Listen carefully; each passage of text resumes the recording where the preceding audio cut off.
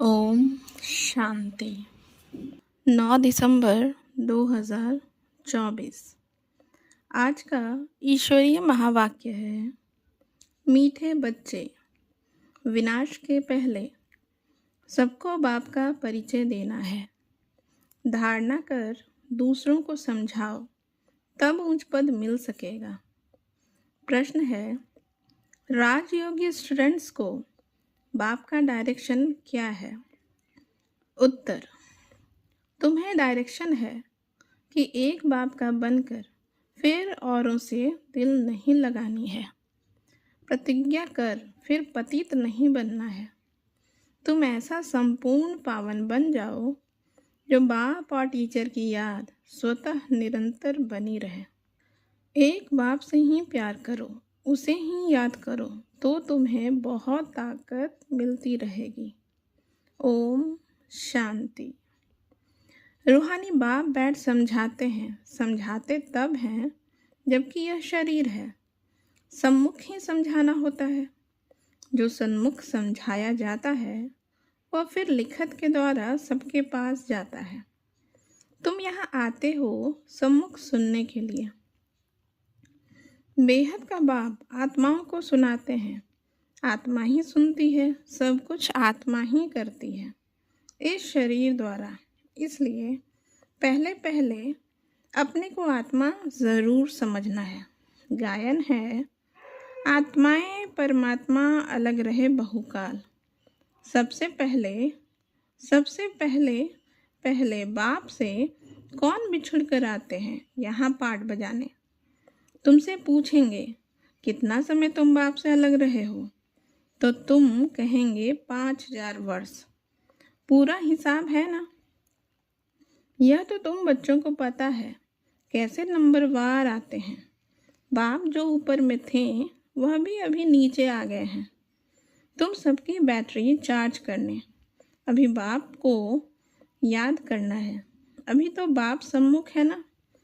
भक्ति मार्ग में तो बाप के ऑक्यूपेशन का पता ही नहीं है। नाम रूप देश काल को जानते ही नहीं। तुमको तो नाम रूप देश काल का सब पता है।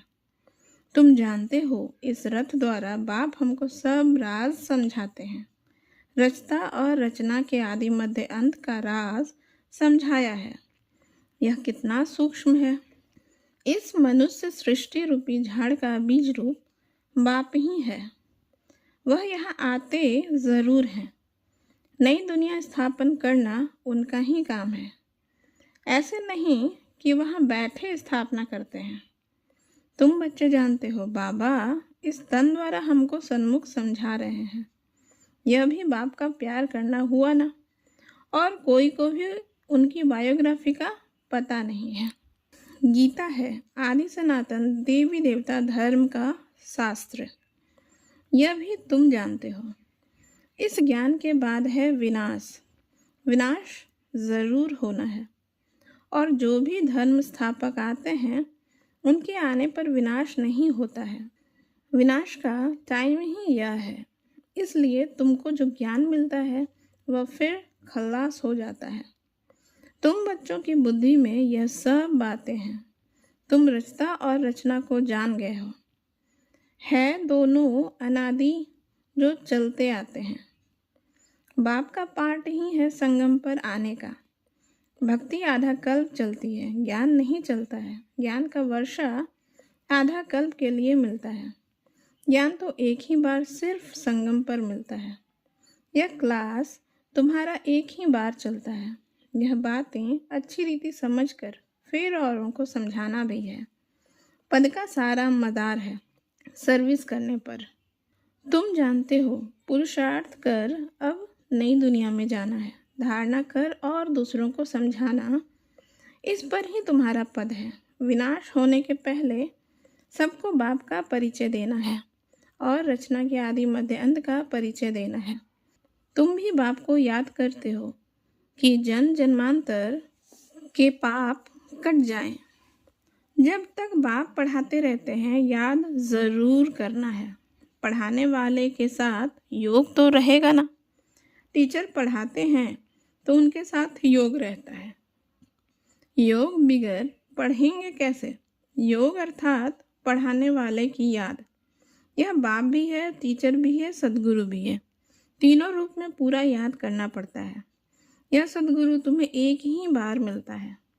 ज्ञान से सद्गति मिली, बस फिर गुरु की रस्म ही खत्म। बाप टीचर की रस्म चलती है, गुरु की रस्म खत्म हो जाती है। सद्गति मिल गई ना। निर्वाण धाम में तुम प्रैक्टिकल में जाते हो, फिर अपने समय पर पाठ बजाने आएंगे। मुक्ति जीवन मुक्ति दोनों तुमको मिल जाती है। मुक्ति भी ज़रूर मिलती है। थोड़े समय के लिए घर जाकर रहेंगे। यहाँ तो शरीर से पाठ बजाना पड़ता है। पिछाड़ी में सब पाठधारी आ जाएंगे। नाटक जब पूरा होता है तो सब एक्टर्स स्टेज पर आ जाते हैं। अभी भी सब एक्टर्स स्टेज पर आकर इकट्ठे हुए हैं। कितना घोर घमासान है। सतयुग आदि में इतना घोर घमासान नहीं था। अभी तो कितनी अशांति है। तो अब जैसे बाप को सृष्टि चक्र की नॉलेज है तो बच्चों को भी नॉलेज है। बीज को नॉलेज है ना, हमारा झाड़ कैसे वृद्धि को पाकर फिर खत्म होता है। अभी तुम बैठे हो नई दुनिया की सैपलिंग लगाने अथवा आदि सनातन देवी देवता धर्म का सैपलिंग लगाने। तुमको पता है इन लक्ष्मी नारायण का राज्य कैसे पाया। तुम जानते हो हम अभी नई दुनिया का प्रिंस बनेंगे। उस दुनिया में रहने वाले सब अपने को मालिक ही कहेंगे ना। जैसे अभी भी सब कहते हैं भारत हमारा देश है। तुम समझते हो अभी हम संगम पर खड़े हैं, शिवालय में जाने वाले हैं। बस अभी गए कि गए, हम जाकर शिवालय के मालिक बनेंगे। तुम्हारी एम ऑब्जेक्ट ही यह है। यथा राजा रानी तथा प्रजा सब शिवालय के मालिक बन जाते हैं। बाकी राजधानी में भिन्न भिन्न स्टेज तो होते ही हैं। यहाँ वजीर तो कोई होता ही नहीं। वजीर तब होते हैं जब पतित बनते हैं। लक्ष्मी नारायण व राम सीता का वजीर नहीं सुना होगा, क्योंकि वह खुद सतो प्रधान पावन बुद्धि वाले हैं। फिर जब पतित बनते हैं तब राजा रानी एक वजीर रखते हैं राय देने के लिए। अभी तो देखो अनेकानेक वजीर हैं। तुम बच्चे जानते हो यह बहुत मज़े का खेल है। खेल हमेशा मज़े का ही होता है। सुख भी होता है, दुख भी होता है। इस बेहद के खेल को तुम बच्चे ही जानते हो। इसमें रोने पीटने की बात ही नहीं। गाते भी है, बीती सो बीती देखो, बनी बनाई बन रही है। यह नाटक तुम्हारी बुद्धि में है। हम इनके एक्टर्स हैं। हमारे 84 जन्मों का पार्ट एक्यूरेट अविनाशी है। जो जिस जन्म में जो एक्ट करते आए हैं वही करते रहेंगे। आज से 5000 वर्ष पहले भी तुमको यही कहा था कि अपने को आत्मा समझो। गीता में भी अक्षर है। तुम जानते हो बरोबर आदि सनातन देवी देवता धर्म जब स्थापन हुआ था तो बाप ने कहा था देह के सब धर्म छोड़ अपने को आत्मा समझो और बाप को याद करो। मनमना भव का अर्थ तो बाप ने अच्छी रीति समझाया है। भाषा भी यही है। यहाँ देखो कितनी ढेर भाषाएं हैं। भाषाओं पर कितनी हंगामे हैं। भाषा बगैर तो काम चल न सके। ऐसी ऐसी भाषाएं सीख कर आते हैं जो मदर लैंग्वेज खलाश हो जाती है। जो जास्ती भाषाएं सीखते हैं उनको इनाम मिलता है। जितने धर्म उतनी भाषाएं होंगी। वहाँ तो तुम जानते हो अपनी ही राजाई होगी। भाषा भी एक होगी। यहाँ तो 100 माइल पर एक भाषा है। वहाँ तो एक ही भाषा होती है। यह सब बातें बाप बैठ समझाते हैं तो उस बाप को ही याद करते रहो। शिव बाबा समझाते हैं ब्रह्मा द्वारा। रथ तो ज़रूर चाहिए ना। शिव बाबा हमारा बाबा है। बाबा कहते हैं मेरे तो बेहद के बच्चे हैं। बाबा इन द्वारा पढ़ाते हैं ना। टीचर को कभी गले से थोड़ी लगाते हैं। बाप तो तुमको पढ़ाने आए हैं, राजयोग सिखलाते हैं तो टीचर ठहरा ना। तुम स्टूडेंट हो। स्टूडेंट कभी टीचर को भाकी पहनते हैं क्या? एक बाप का बनकर फिर औरों से दिल नहीं लगानी है। बाप कहते हैं मैं तुमको राजयोग सिखलाने आया हूँ।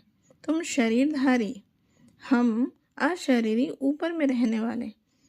कहते हो बाबा पावन बनने आओ, तो गोया तुम पतित हो ना। कहते हो बाबा पावन बनाने आओ, तो गोया तुम पतित हो ना। फिर मेरे को भागी कैसे पहन सकते? प्रतिज्ञा कर फिर पतित बन जाते हैं। जब एकदम पावन बन जाएंगे पिछाड़ी में, फिर याद में भी रहेंगे। टीचर को, गुरु को याद करते रहेंगे। अभी तो छींची बन गिर पड़ते हैं और ही 100 गुना दंड पड़ जाता है।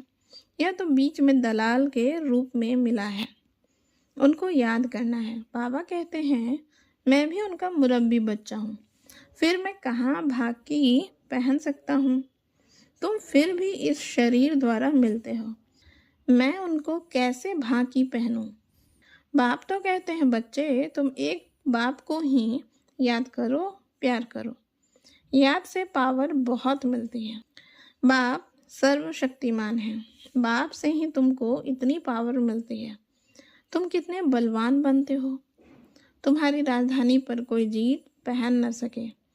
रावण राज्य ही खत्म हो जाता है, दुख देने वाला कोई रहता ही नहीं, उनको सुखधाम कहा जाता है। रावण सारे विश्व में सबको दुख देने वाला है। जानवर भी दुखी होते हैं, वहाँ तो जानवर भी आपस में प्रेम से रहते हैं, यहाँ तो प्रेम है नहीं। तुम बच्चे जानते हो यह ड्रामा कैसे फिरता है। इसके आदि मध्य अंत का राज बाप ही समझाते हैं। कोई अच्छी रीति पढ़ते हैं, कोई कम पढ़ते हैं, पढ़ते तो सब है ना। सारी दुनिया भी पढ़ेगी, अर्थात बाप को याद करेगी। बाप को याद करना यह भी पढ़ाई है ना। उस बाप को सब याद करते हैं, वह सर्व का सद्गति दाता, सबको सुख देने वाला है। कहते भी हैं आकर पावन बनाओ, तो ज़रूर पति ठहरे। वह तो आते ही हैं विकारियों को निर्विकारी बनाने। पुकारते भी हैं कि हे अल्लाह आकर हमको पावन बनाओ। उनका यही धंधा है, इसलिए बुलाते हैं। तुम्हारी भाषा भी करेक्ट होनी चाहिए। वो लोग कहते हैं अल्लाह, वह कहते हैं गॉड, गॉड फादर भी कहते हैं। पिछाड़ी वालों की बुद्धि फिर भी अच्छी रहती है, इतना दुख नहीं उठाते। तो अब तुम सम्मुख बैठे हो, क्या कहते हो? बाबा को इस भ्रिकुटी में देखते हो। तो अब तुम सम्मुख बैठे हो, क्या करते हो? बाबा को इस भ्रिकुटी में देखते हो। बाबा फिर तुम्हारी भ्रिकुटी में देखते हैं, जिसमें मैं प्रवेश करता हूँ, उनको देख सकता हूँ। वह तो बाजू में बैठा है। यह बड़ी समझने की बात है। मैं इनके बाजू में बैठा हुआ हूँ, यह भी समझता है हमारे बाजू में बैठा है। तुम कहेंगे हम सामने दो को देखते हैं, बाप और दादा दोनों आत्मा को देखते हो। तुम्हारे में ज्ञान है। बाप दादा किसको कहते हैं? आत्मा सामने बैठी है। भक्ति मार्ग में तो आंखें बंद कर बैठ सुनते हैं। पढ़ाई कोई ऐसे थोड़ी होती है, टीचर को तो देखना पड़े ना। यह तो बाप भी है, टीचर भी है, तो सामने देखना होता है। सामने बैठे और आंखें बंद हो, झुटका खाते रहें, ऐसी पढ़ाई तो होती नहीं। स्टूडेंट टीचर को ज़रूर देखता रहेगा, नहीं तो टीचर कहेंगे यह तो झुटका खाते रहते हैं, यह कोई भांग पी कर आए हैं। तुम्हारी बुद्धि में है, बाबा इस तन में है, मैं बाबा को देखता हूँ। बाप समझाते हैं यह क्लास कॉमन नहीं है, जो कोई आंखें बंद कर बैठे। स्कूल में कभी कोई आंखें बंद करके बैठते हैं क्या? और सत्संगों को स्कूल नहीं कहा जाता है। भल गीता बैठ सुनाते हैं, परंतु उसको स्कूल नहीं कहा जाता। वह कोई बाप थोड़ी ही है जिसको देखें। कोई कोई शिव के भक्त होते हैं तो शिव को ही याद करते हैं, कान से कथा सुनते रहते हैं। शिव की भक्ति करने वालों को शिव को ही याद करना पड़े। कोई भी सत्संग में प्रश्न उत्तर आदि नहीं होता है, यहाँ होता है। यहाँ तुम्हारी आमदनी बहुत है, आमदनी में कभी उबासी नहीं आ सकती। धन मिलता है ना तो खुशी होती है, उबासी गम की निशानी है। बीमारी होगा, वह दिवाला निकला होगा तो उबासी आती रहेगी। पैसा मिलता रहेगा तो कभी उबासी नहीं आएगी। बाबा व्यापारी भी है। रात को स्टीमर आते थे तो रात को जागना पड़ता था। कोई कोई बेगम रात को आती है तो सिर्फ फीमेल के लिए ही खुला रहता है।